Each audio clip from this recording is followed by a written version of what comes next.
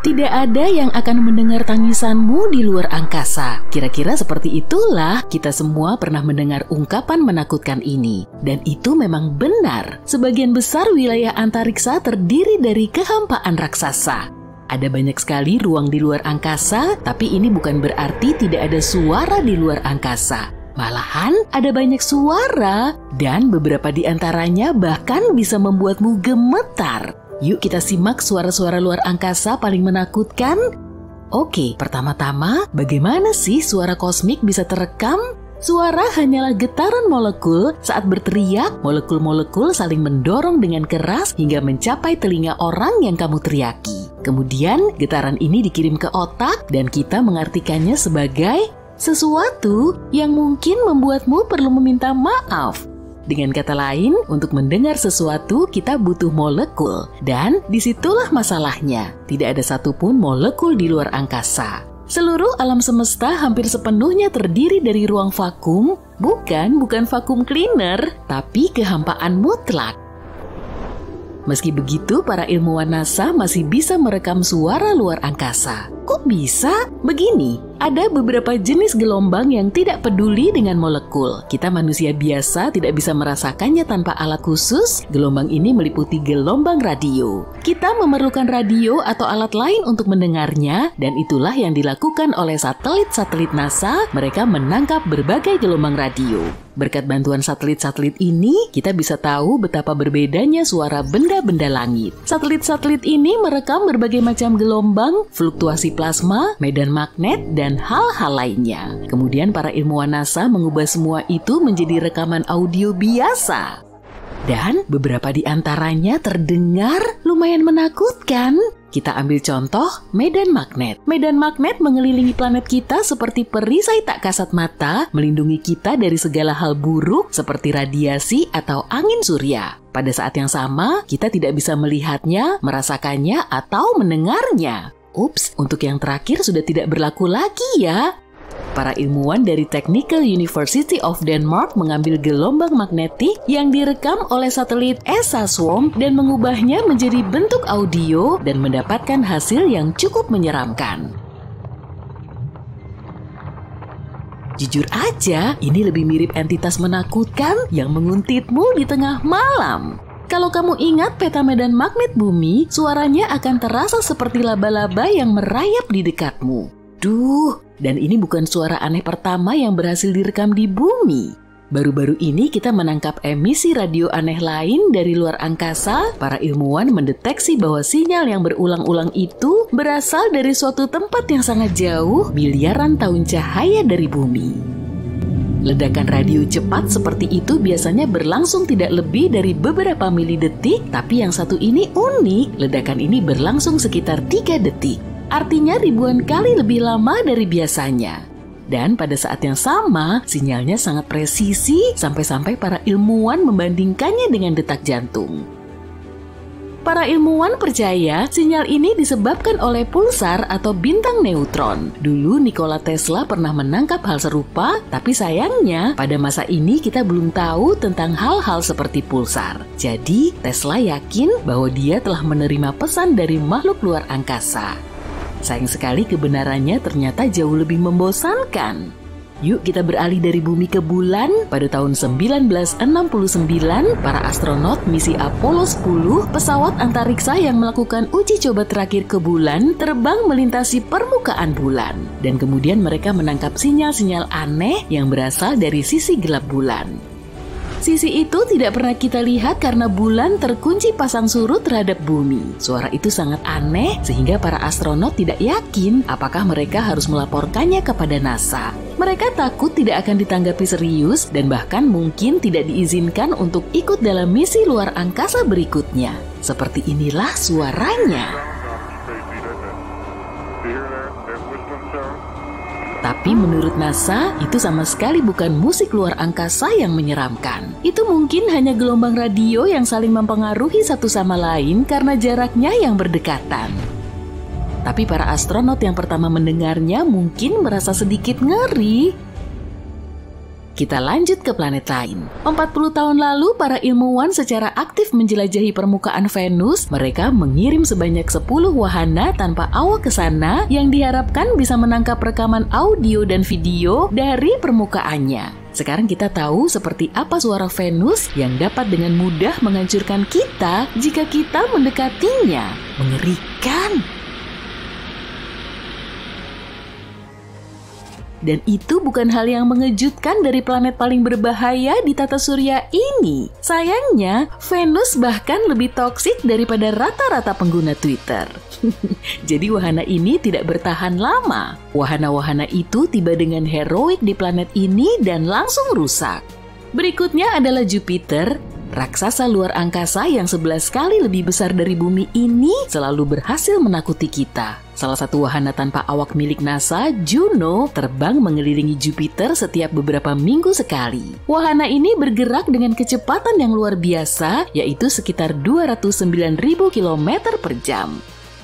Suatu ketika, Juno menangkap salah satu sinyal tak kasat mata terkuat yang pernah ditemuinya. Ini adalah titik di mana angin surya yang dahsyat bertabrakan dengan medan magnet Jupiter. Suara itu terdengar seperti dentuman kosmik. Suara aslinya berdurasi 2 jam, tapi diringkas menjadi beberapa detik. Suara itu terdengar mirip deburan ombak yang menghantam batu karang.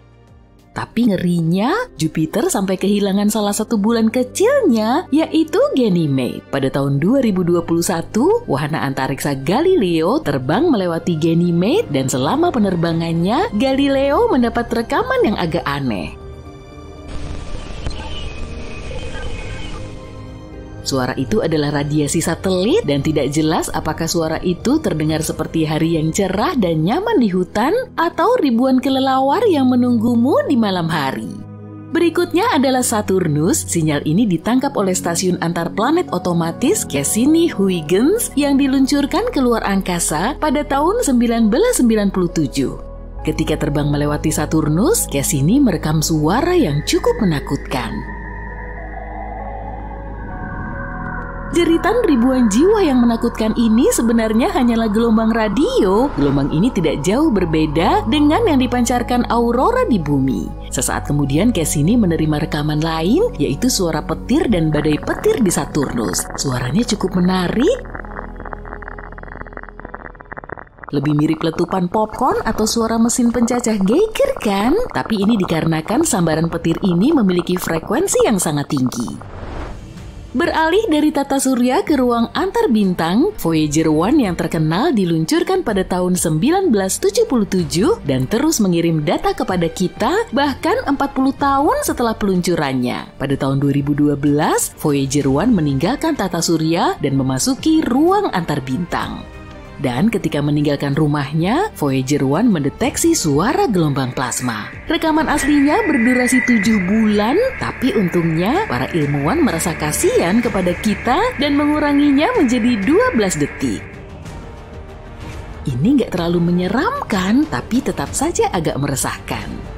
Meskipun sepertinya tidak ada yang bisa mengalahkan kengerian Saturnus, mari kita akhiri bahasan ini dengan salah satu objek paling menakutkan di alam semesta, yaitu lubang hitam. Suara ini direkam oleh teleskop antariksa Chandra. Saat mempelajari gugusan galaksi di rasi bintang Perseus, ilmuwan menemukan sesuatu yang aneh. Ada gerakan bergelombang yang muncul dari pusat gugusan. Gerakan itu menyebar ke segala arah. Tanah bergetar dan kamu mendengar suara retakan keras. Gawat! Kubahnya mau rubuh. Semua orang berlari ke pos darurat masing-masing untuk evakuasi. Orang-orang saling dorong. Atmosfer mirip bumi di dalam kubah ini akan terganggu dan kamu akan terpapar udara tipis di permukaan Mars. Semua orang bergegas mengenakan helm. Retakan makin besar dalam hitungan detik dan orang-orang panik, berusaha kabur ke kapal darurat secepat mungkin. Di tengah kekacauan, mereka semua masuk ke kapal yang salah dan kamu tidak muat di dalamnya. Lampu peringatan merah mulai berkedip di dalam kubah dan pengumuman disiarkan, memperingatkan semua orang untuk mengenakan helm. Tinggal tersisa beberapa menit sebelum atmosfer Mars memasuki kubah dan manusia takkan bisa bernapas. Malangnya kamu baru tiba di Mars saat melihat kapal menjauh dari kubah. Kamu terdiam tanpa tahu harus apa. Kamu meminta bantuan, tapi tak ada yang menjawab. Tiba-tiba, robot memandu mendekatimu, dan kamu mendengar suara kecil dari speakernya. Dia bilang, tak ada yang bisa mendengarmu karena atmosfer di Mars jauh lebih renggang dibanding bumi. Kandungan karbon dioksidanya juga banyak, sehingga gelombang suara teredam. Meski ada konser meriah sejauh 10 meter dari tempatmu berdiri, suaranya akan terdengar seperti dari berkilo-kilometer. Jadi, ada yang bisa kubantu? Kamu meminta bantuan, dan dia menunjukkan tata letak 3 dimensi kubah ini. Kamu bisa melihat beberapa stasiun kapal ulang-alik lain. Jadi, kamu bergegas ke sana. Sayangnya, kamu harus pergi ke sisi lain kubah untuk mencapai stasiun kapal ulang-alik ini. Saat kamu mulai panik dan bingung bagaimana caranya ke sana, robot tadi berubah menjadi sepeda dan memintamu naik. Kamu pun naik dan mengarungi kota, sambil melihat semua bangunan dan jalanan kosong. Retakan makin besar, dan potongan kecil kubah mulai berjatuhan dari atas, seperti salju. Setibanya di stasiun tujuan, beberapa orang terakhir sedang menaiki satu-satunya kapal ulang-alik. Kamu mengejar mereka, berusaha mendapatkan perhatian dengan putus asa. Saat kamu membunyikan bel sepeda, suaranya hampir tak keluar sedikit pun. Kapal mereka lepas landas sebelum bisa melihatmu. Kamu bertanya, kenapa suaranya tidak terdengar? Dan si robot menjelaskan, kamu hampir mustahil mendengar suara bernada tinggi di Mars. Karbon dioksida membuat suara bernada tinggi, seperti suara lonceng dan kicauan burung, hampir mustahil didengar. Kalau kamu masih di bumi, mereka mungkin mendengarmu. Si robot bilang, masih ada satu kesempatan terakhir untuk menyelamatkan diri. Dia berubah menjadi pesawat antariksa kecil. Kamu masuk, dan dia terbang menembus celah di kubah, keluar angkasa. Gerakannya super cepat, jadi kamu akan pulang ke bumi dalam waktu singkat. Begitu kamu mulai tenang dan menikmati pemandangan luar angkasa, kamu melihat lampu merah robot berkedip. Kamu bertanya, ada masalah apa? Tapi tidak ditanggapi. Tiba-tiba, kamu tersadar, kamu tidak bisa mendengar apapun di luar angkasa. Suara bergerak dalam gelombang, dan perlu sesuatu untuk merambat seperti udara atau air. Luar angkasa adalah ruang hampa udara, sehingga kamu tidak bisa mendengar suara sama sekali. Pesawat antariksamu tiba-tiba berubah arah dan melesat menjauhi bumi. Kamu mencoba mengendalikan si robot ke arah yang benar, tapi tidak tahu bagaimana cara menarik perhatiannya. Pesawatmu menetapkan penerbangan ke Venus. Makin dekat, turbulensi pun terjadi. Angin di Venus bertiup lebih cepat dibanding tornado di bumi. Kamu terus tersapu, sambil berusaha mencari tempat yang aman untuk mendarat. Si robot berhasil untuk tetap stabil di jalurnya, meski angin menghempaskannya kemana-mana. Kamu sudah bisa merasakan panas Venus. Akhirnya, si robot melihat gua kecil di kejauhan dan mencoba mendarat di sana. Segera setelah si robot menyentuh tanah, dia berubah menjadi pakaian luar angkasa yang bisa kamu kenakan. Jadi, kamu aman di lingkungan yang ekstrim. Perakiraan cuaca hari ini di Venus, panas. Suhu mendidih sepanjang siang sampai malam. Akan ada awan asam sulfat dan angin ribut. Sebagian besar atmosfer Venus terdiri dari karbon dioksida, sehingga suaramu pun akan jadi lebih rendah karena atmosfer planet yang padat. Meski menjadi planet kedua yang paling dekat dari matahari, Venus adalah yang terpanas. Atmosfernya menjebak panas dari matahari dan menyimpannya di dalam. Saking panasnya, udara Venus bisa melelehkan timah. Kalau kamu terbang naik pesawat antariksa di dekat Venus, semuanya akan meleleh dalam hitungan menit. Untungnya, kamu punya baju besi robot yang tahan banting. Kamu bertanya kepada si robot, bagaimana caranya pulang? Tapi suaramu terdengar aneh. Pita suaramu bergetar lebih lambat di sini dibanding di bumi, sehingga nada suaramu lebih rendah. Tapi, pada saat yang sama, kecepatan suara di Venus jauh lebih cepat, membuat suara lebih cempreng.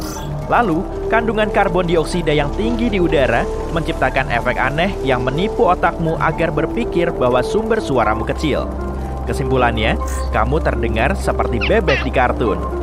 Kamu memandang ke cakrawala dan melihat banyak bukit dan gunung tersebar di dataran.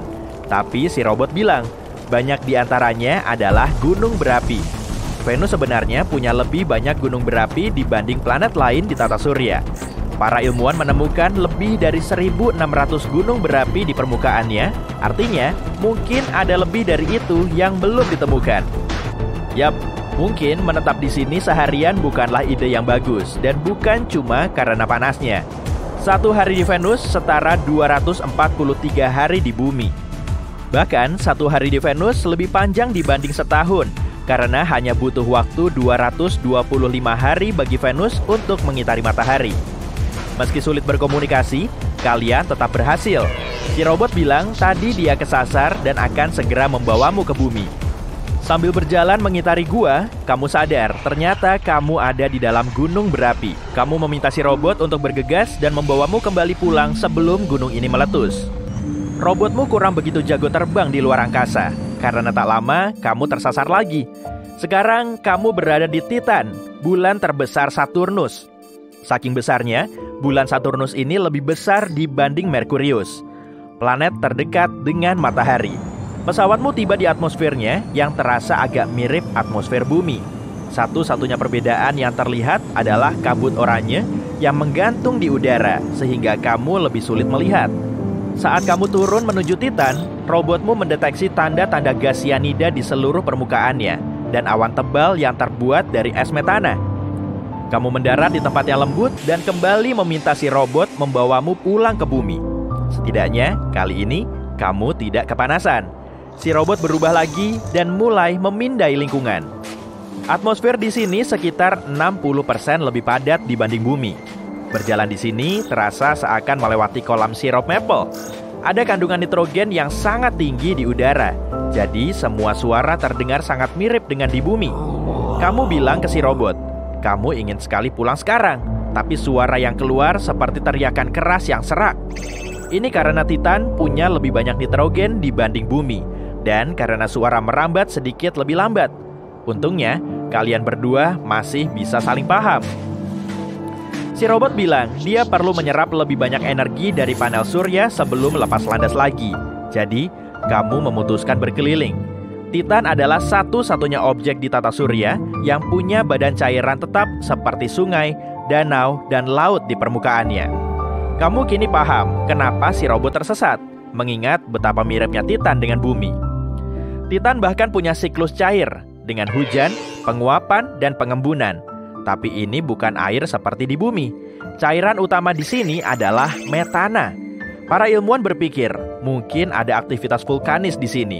Tapi alih-alih lava panas cair, yang dimuntahkan adalah air. Planet-planet lain seperti Mars punya es di puncak gunungnya dan bukti air di bawah permukaannya. Tapi tak ada yang semirip bumi dibanding Titan.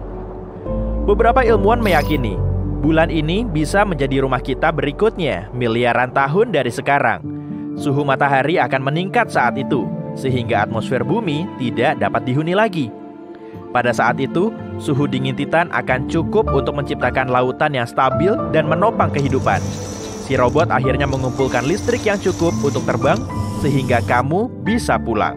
Kamu merindukan percakapan normal dengan suara yang tidak terdengar seperti karakter kartun lagi. Pernah bertanya-tanya bagaimana rasanya mendengar suara lubang hitam? NASA siap membantumu. Inilah teriakan lubang hitam. Berteriak di luar angkasa? Kukira nggak ada yang bisa dengar teriakan kita di luar angkasa. Oke, biar ku jelaskan. Dengan menggunakan teleskop, NASA meneliti pergerakan gas panas di gugusan galaksi pada tahun 2002. Kemudian mereka mengubah temuan mereka menjadi sonifikasi. Suaranya, gimana ngomongnya biar sopan ya? Nggak menarik. Tapi nggak masalah, bagaimanapun kamu bisa mendengar suara yang dihasilkan gas panas di gugusan galaksi dari jarak 250 juta tahun cahaya. Atau kamu pengen dengar suara gas yang ada di bumi aja? Haha, bercanda. Gelombang suara sudah ada di gugusan gas sana, jadi para ahli cuma mengubah skalanya ke jangkauan pendengaran manusia. Beginilah cara mereka mengubah input yang berasal dari teleskop. Prinsipnya universal. Di atmosfer kita bisa mendengar sesuatu karena gelombang tekanan bergerak melalui media seperti cairan atau gas. Gelombang suara di galaksi juga bisa bergerak karena dikelilingi oleh gas. Apa hubungannya dengan lubang hitam? Nah, hal yang memicu gelombang tekanan di gugus itu adalah lubang hitam raksasa. Lebih tepatnya, itu adalah lubang hitam supermasif yang beratnya jutaan kali lipat matahari. Wow! Para ahli belum sepenuhnya memahami hubungan antara lubang hitam supermasif dan gugus yang mengelilinginya. Mereka cuma tahu bahwa keduanya berevolusi bersama. Mereka saling terkait. Gugus memberi makan lubang hitam dengan materi baru dan seterusnya. Sebagai balasannya, lubang hitam memanaskan gugus tersebut. Cuma itu yang kita tahu. Tapi ini bikin aku bertanya-tanya, seberapa besar lubang hitam terbesar itu? Ada 4 jenis lubang hitam, yaitu bintang, menengah, supermasif, dan miniatur. Secara alami yang terbesar termasuk dalam kategori supermasif. Lubang hitam terbesar di alam semesta yang kita telah temukan sejauh ini berukuran sekitar 66 miliar kali lebih besar dari matahari. Itu salah satu objek paling terang di alam semesta. Para astronom terus memindai luar angkasa dan menemukan lubang hitam baru. Tapi pernahkah kamu bertanya-tanya kapan lubang hitam pertama ditemukan? Itu ditemukan oleh peneliti yang berbeda secara independen pada tahun 1971. Ilmuwan pertama kali mengonfirmasi bahwa objek ini terbentuk dari sisa-sisa bintang masif. Setelah muncul, lubang hitam kemudian menghabiskan semua objek di sekitarnya. Berikut adalah rekap singkat tentang cara kerja objek antariksa ini. Gaya gravitasi mereka sangat kuat. Tak ada yang bisa lolos dari lubang hitam setelah melintasi cakrawala peristiwanya. Lubang hitam memakan segalanya, kayak aku. Bahkan, cahaya terperangkap di dalamnya. Yang lebih keren dan menakutkan adalah hukum ruang dan waktu terdistorsi di sana. Kalau jatuh ke lubang hitam, kamu akan menyadari waktu melambat di sana. Einstein menjelaskan hal ini dalam teori relativitas umumnya yang terkenal. Dalam istilah yang amat sangat mendasar, waktu dipengaruhi seberapa cepat kamu bergerak dengan kecepatan ekstrim. NASA telah menemukan lubang hitam yang berkembang pesat, tapi jangan khawatir, dunia kita tak dalam bahaya. Lubang hitam ini telah berada di depan mata para astronom selama ini. Itu berada di wilayah bidang langit yang dipelajari dengan baik. Para astronom mengatakan lubang ini terbentuk 750 juta tahun setelah Big Bang. Itu tuh kelahiran alam semesta kita. Jadi kenapa lubang hitam begitu terang? Nah, itu agak ironis. Saat menjelaskan fenomena luar angkasa ini, aku bilang lubang hitam sangat padat sehingga cahaya pun terperangkap di sana.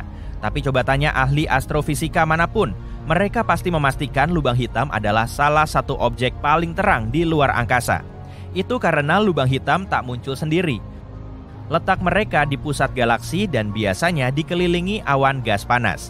Awan ini menciptakan aura kosmik di sekitar lubang hitam. Namun jangan lupa, kamu nggak bisa melihat lubang hitam secara langsung. Yang kamu lihat sebenarnya adalah efek terhadap area sekitarnya. Misalnya, kamu bisa melihat objek antariksa tercabik-cabik oleh lubang hitam. Ingat saat foto siluet lubang hitam pertama dipublikasikan pada tahun 2019? Itu buktinya. Kamu tak akan melihat lubang hitam jika tak ada cincin jingganya. Kenapa cincin itu jingga dan bukan hijau atau ungu? Lingkaran hitam di dalamnya adalah bayangan lubang hitam. Jingga yang bersinar dari cincin terang pada foto itu bukan ronaga sebenarnya. Aku agak kecewa jadinya. Ini adalah representasi yang dipilih oleh para peneliti untuk menggambarkan kecerahan emisinya. Seorang ilmuwan menjelaskan, kuning adalah emisi yang paling kuat, merah kurang kuat, dan hitam punya sedikit atau tak ada emisi sama sekali. Dalam rentang optik, cincin ini kemungkinan besar tampak putih, mungkin sedikit biru atau merah. Spagetifikasi adalah kata yang memang ada. Itu adalah kemampuan menakjubkan yang dimiliki lubang hitam. Jika jerapah jatuh ke lubang hitam, dia akan meregang menjadi untayan panjang seperti spageti.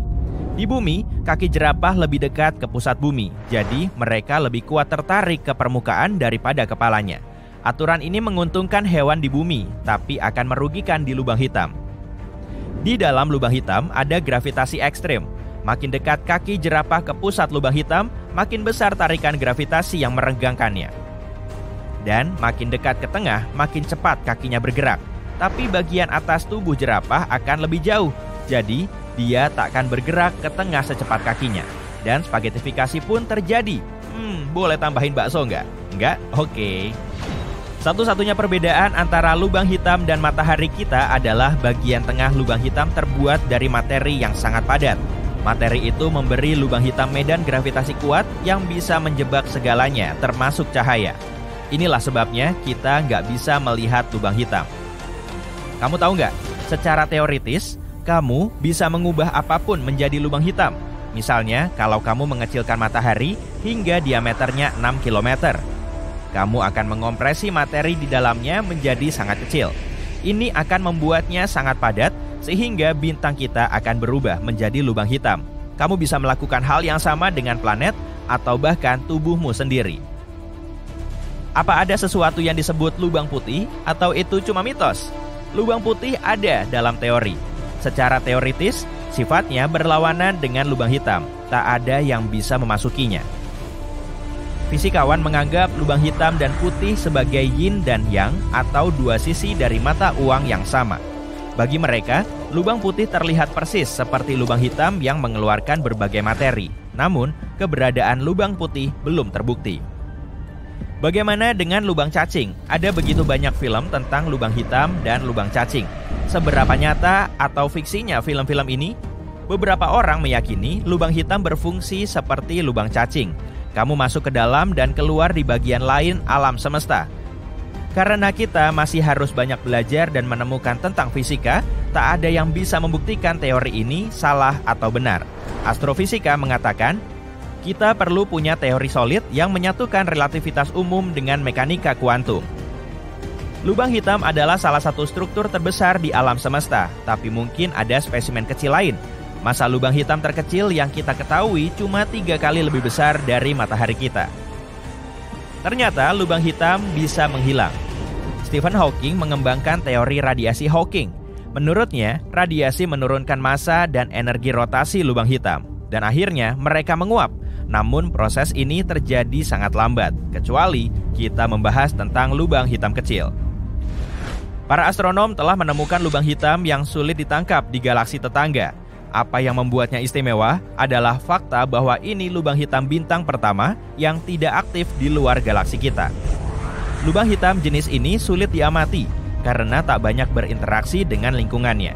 Mereka tak memancarkan radiasi sebanyak lubang hitam lainnya. Oke, bagaimana dengan sinkhole di bumi? Ya, cara kerjanya berbeda. Namun kalau kamu melewati horizonnya, seluruh mobilmu bisa hilang juga. Ups.